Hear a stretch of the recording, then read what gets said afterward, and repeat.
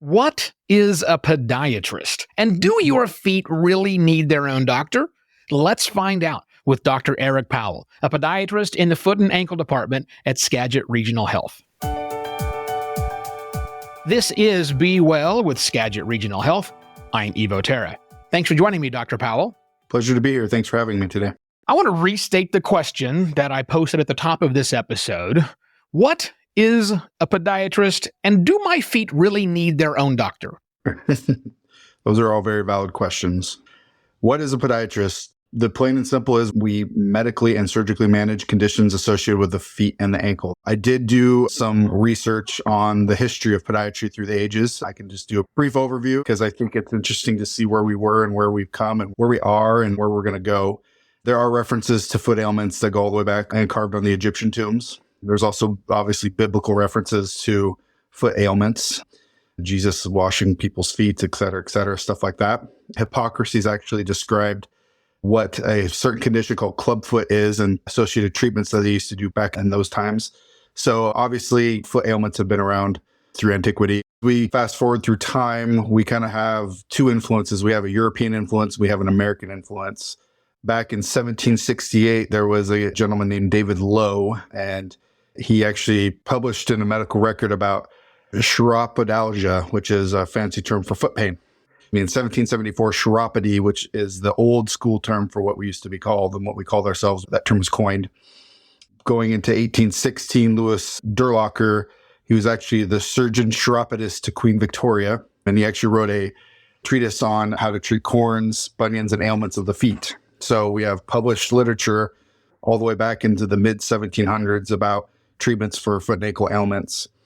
If you fast forward a little bit, 1913, a gentleman called F.V. Runting, kind of considered the modern chiropodist founder. He was the president of the National Society of Chiropodists. This was all in London, and actually founded a school of chiropody at the London Foot Hospital in 1919. Then we go to the American influence. Nehemiah Kennison was actually an award in our profession and named after him. 1846, he was the first American chiropodist. Laurice Louis, who was actually a medical doctor, he actually founded the New York School of Chiropody in 1911. And he actually suggested the term podiatry. And he actually was the kind of guy that spurned off us being our own sort of thing after all these years of being blended together.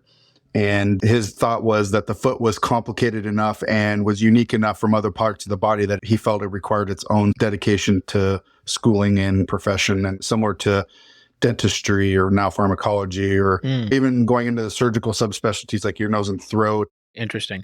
I feel a little bit sad that, here we are 100 and some odd years later and we don't call you a chiropodist anymore. I like that term, chiropodist. Well, it's interesting. There's an old Seinfeld episode that George Costanza runs out and says, I have to take my mom to the chiropodist. So that was in the late 80s. All right. We gained some fame there. But yeah, it's just an antiquated term. We just don't use it anymore. Much like podiatry is starting to turn to more of an antiquated term, we're starting to refer to ourselves as foot and ankle specialists or foot and ankle surgeons. So going back to the more broad question of what is podiatry. So there are 13 or 14 podiatry schools in the country right now. To get into school, it's the same requirements as any other professional school. It's at least 90 semester hours of undergraduate work with focused, dedicated prerequisite courses, sciences. And then we take the MCAT, which is the medical college admissions test, which is what allopathic and osteopathic schools also utilize. So kind of similar baseline coursework that we take with any of the other professional schools to apply. School is 4 years. Residency is now 3 years. Most programs are heavily surgical, 3 years of surgery. Of course, you do off rotations. So, you a month on podiatry service, a month off doing other things, vascular surgery, general surgery, internal medicine, those types of things. And then after you graduate from residency, you can either start practice and get a job, or you can apply to do a fellowship, which is usually another year of specialized training, typically in more heavy-duty reconstructive, more complex surgical. But there's also sports medicine fellowships, there's wound care fellowships, there's pediatrics fellowships, there's all different things that you can do. And then when you're done with all that, you go find a job and start working. As with any specialty, you want to find somebody that is board certified in what they do. We have a board certifying body called the American Board of Foot and Ankle Surgery. And that just means that you've been vetted and you've gone through a higher level of scrutiny and testing to confirm that you have the knowledge and skills to practice For patients, if you're looking to find out if somebody is board certified, you want to look for FACFAS or DABFAS behind their initials. So that tells you that they're board certified. And to me, it makes sense that we have foot and ankle doctors, podiatrists, chiropodists, whatever we want to call them, because of all of the things on the human body, the feet take a pounding, literally. So I'm curious, what conditions do you and your fellow podiatrists see most often? What do you treat? That's a good question. We see pretty much everything. We are the people to go to for anything below the knee, foot and ankle wise. We do simple soft tissue conditions. If it's ulcers or bumps and bruises, we do broken bones. We do everything from toenails to tibias, as I say. I personally do total ankle replacements. I do bigger surgery, trauma surgery of the lower extremity, what we call pilon fractures, calcaneal, heel bone fractures, ankle bone fractures, all that kind of stuff. And then we just treat kind of chronic conditions as well. People that come in with deformities like bunions or flat feet or high arches or tendon tears, Achilles issues. Anything that is bugging you basically on your foot or your ankle, we take care of, whatever it is. Earlier, you mentioned orthopedic physicians, and I have had ankle issues. And by issues, I mean, I broke my foot twice, not really ankle, my foot itself. Mm-hmm. And I went to see an orthopedic physician who helped me out with that. But can you kind of break down the difference between what a podiatrist does as opposed to specialties like orthopedic physicians? So orthopedic surgeons are doctors that specialize in that orthopedics, which is just bones and joints and musculoskeletal disorders. Mostly surgically related, the conditions, arthritis, tendon sprains and strains, broken bones. We spend, I think, a bit more time dedicated on just focusing on the foot and ankle conditions.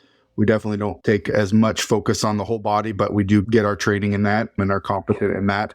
We have a limited license, which means I can only work on the foot and ankle, where an orthopedic surgeon can technically work on any part of the body. So that's the main difference. I don't think necessarily one's better or worse. I do think that podiatry probably focuses a little bit more on conservative management of issues before we jump to surgery. Statistics say we tend to do surgery on more complicated and more sicker patients just because of kind of the nature of what we deal with. We deal with a lot more diabetes and stuff like that than probably the average foot and ankle orthopedic surgeon. I'm well trained for what I need to take care of and what I'm able to do.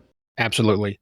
Let's talk about what it's like from the other side, from the patient's point of view. Someone who's never seen a podiatrist is walking into their first podiatry visit with a physician like yourself. What can that patient expect?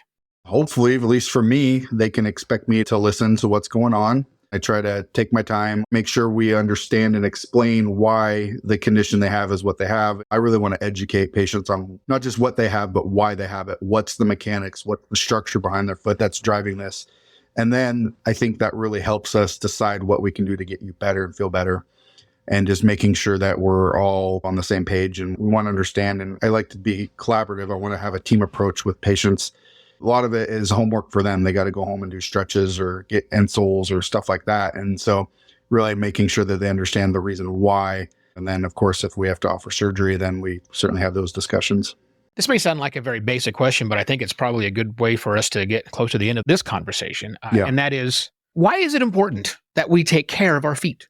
Well, your feet carry you for the rest of your life, right? If your feet aren't feeling good, you're not generally not feeling good. It can affect your mood. It can affect your livelihood. It can affect your personal life, everything. If your feet hurt, you're not a happy person. So I think it's important to pay attention to when things aren't feeling good and take care of them and don't ignore it. Now, certain things you don't have to rush off and see us right away. Try the simple things first. Rest it a bit. Ice, anti-inflammatories, or Tylenol. If you can take those medications, that's great. But if something's not getting better and not working and it's starting to affect what you do, then of course we need to see you and take a look at things and see if we can do something to get you better. I think that's a great sentiment to have. Is there anything else you wanted to add before we wrap the conversation? Podiatry's taken me all over the world. I've been able to go through training and go to Eastern Europe and do surgery with people over there and travel all over the country at conferences. And it's been a great opportunity. And it's a real honor and a privilege that patients trust you to come in and see them and take care of them. I hope they choose to come see myself or my partners because we are good at what we do and we want to help people get better. Dr. Powell, thank you very much for your time today. I appreciate the opportunity. Thank you very much. Once again, that was Dr. Eric Powell, a podiatrist in the Foot and Ankle Department at Skagit Regional Health.